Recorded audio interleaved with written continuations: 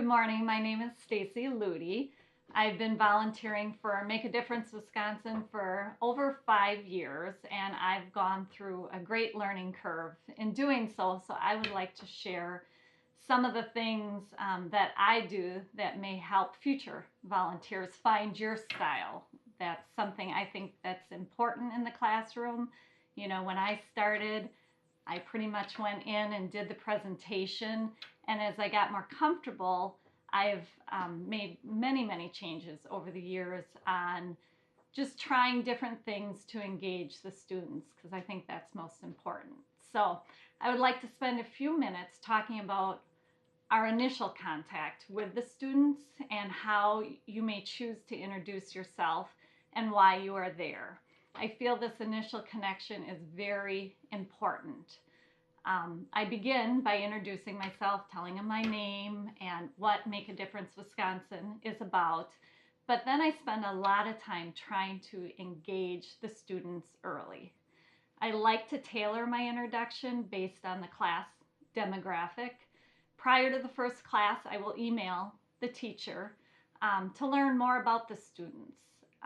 If I'm presenting in a class where most of the class is not college bound, or I've gotten a feel that they don't have good financial role models, I will spend more time in my intro trying to motivate the students on why this class is important and why they should invest in listening to me for the next 6 visits and interacting with me. Over the 5 years that I've been with Make a Difference, my intros have changed. You need to find out what's right for you and what works with the students. Lately, I've been starting by sharing a story about how I remember sitting in their shoes, and then I kind of make a joke many decades ago, and they usually, if you get a little giggle, you know they're listening. But I tell them, I remember about to graduate from high school. I really enjoyed my math classes, and in fact, I was going on to the University of Minnesota to get a major in accounting. But even I was questioning, when was I ever going to use this geometry class again? And then you start hearing the class say, yeah, you know, I'm not going to use that. So again, it's all about engagement, giving them a reason to listen to you and to not tune you out, because it's a well-known fact, sometimes when there's subs in the class, they think it's time for them to relax. I really want to engage them and give them a reason to stay engaged. So you're hearing the kids chatter amongst themselves about, yeah, I'm not going to use this class or that class. So I quiet them down and I reel them in and I finish my story and I tell them, I never did use geometry in my accounting career. I did help my kids with their homework, but it doesn't mean that none of you will use geometry. And I tell them, if you go into engineering or construction or even cosmetology, you will use geometry. But then I ask them, how many of you think you have a future of needing to earn some money or spending money or maybe even saving some money? And at this point, usually the kids are engaged and most of the hands raise. That's when I've got them, because I say all of you are going to be having a future of spending money, of dealing in the world of finances, and that's why I'm here. We're all going to deal in the world of finances, so why not educate ourselves in finances like we educate ourselves in science and in math and in social studies? And again, it's all just about really getting them to buy into, I should listen to this class because it pertains to me. I go a step further and I start making them some promises that I wholeheartedly believe in. And again, it's just a way to motivate them.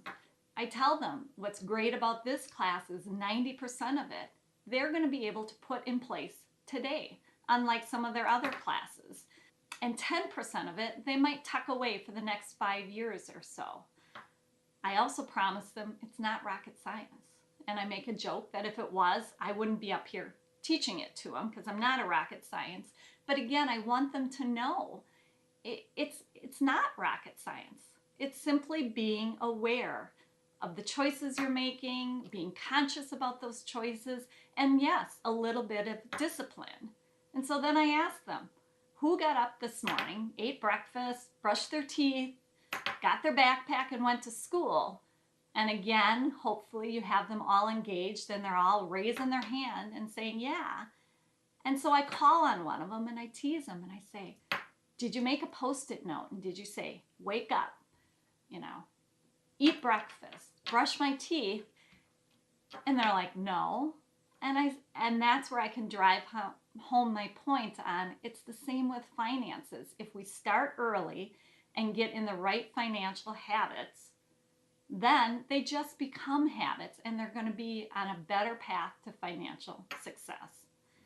So usually by that point, they are engaged and they're going to buy into listening. So then I'm going to ask a few more questions of the class so I can get to know them. And I often ask them how many of them have a way to earn money, whether that be through a paycheck, through a job, or on the side through lawn mowing, babysitting, an allowance, a birthday check. Again, I'm just trying to gauge the students on who I can call on in future modules. If one of them raised their hand that they have a paycheck, I may ask he or she where they work, if they're willing to share it, so that when we go through looking at a paycheck, instead of me just going over the paycheck, I can call on that person. And the first thing I ask them is, did you understand? When you got your first paycheck, did you understand all the numbers on it? And they say no, and I say I didn't either. And I think it's important for you to understand them once. I ask them how many people spend money. Again, if I don't get everybody raising their hand, if there's somebody raising their hand that has a soda bottle on their desk, I may say, you don't spend money. And you have to feel out your students. And I always say it with a smile on my face, and it's just a way to really try to break down the walls and get them to interact with me. I ask them how many people save money, because that's interesting to me if they're on that path already. And then I ask how many have a checking or a savings account. And again, I'm tucking that information away so that when we go into the banking module, I can call on them to just have some participation. So the last thing I do before I start the Prezi and our presentation is an activity. And I'm going to introduce that in another best practice module.